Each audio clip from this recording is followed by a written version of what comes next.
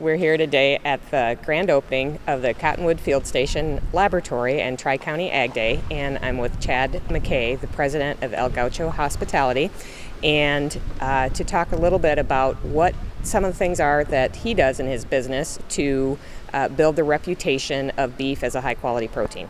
Right, that's a great question. I think one of the pieces that want to address is how we basically train our service staff, because at the end of the day, customers are coming to us because they think that we have the best, and they think that we have the best because obviously we delivered on the plate, but also our service staff believes in the product that we serve. So we spend an awful lot of time talking about where cattle comes from, how it's raised, going back to the aging process, those elements, so they have full confidence in what they're serving is the best product that you can get in the world.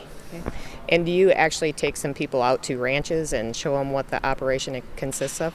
Yeah, we've done a number of different things. We've sent both our servers and media out to ranches to basically go experience what ranch life is like, to get up front and close with an animal. A lot of the people are from cities and have actually never even touched a cow.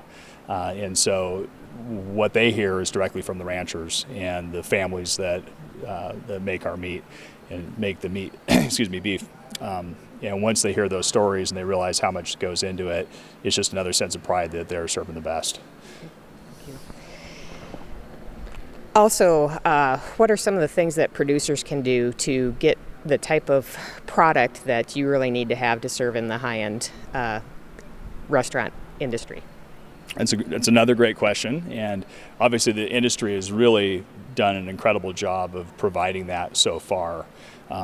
Compared to the meat that was coming out 20 years ago to what it is now, it's just industry-wide, it's so much better. The quality of U.S. beef is just immense. As we go forward, really the things that we talk about with our service staff and we talk about to media or customers is, and I think is applicable for the producer side, is it's really around genetics. It's got to pick the right kind of animals. It's around feed. What are we feeding them? And we care what's going into them. And then the third is how are they handled? And so humane treatment of cattle in low stress environments are critical to us as well, because the steaks just taste better. And one of the things that you mentioned that you go over with your servers is aging. So tell us a little bit about what the aging process is, why it's important, what are the different types of aging of meat?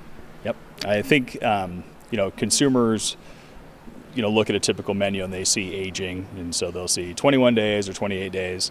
And I think for us, what we talk to our servers about is, first of all, you've got to age a cow. You got to age steaks so that they get tender and flavorful. And so there's really a couple processes to do that. And what we go back to is really one of our legacies is this old school heritage of hospitality, family business. And so except for the tenderloin, everything else that we do is dry aged, which is how your grandfather and everybody else would have done it before the invention of plastic, to cryovacuum systems.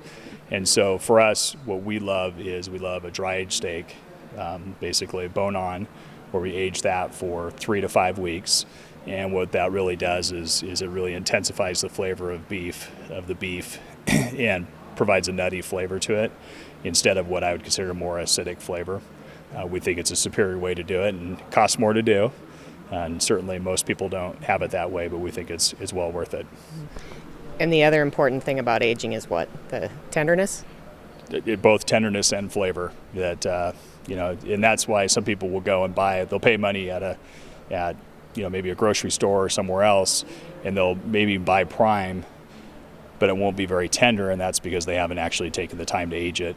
It might only be 2 weeks old at that point, but you need to age every steak to get it for both tenderness and flavor.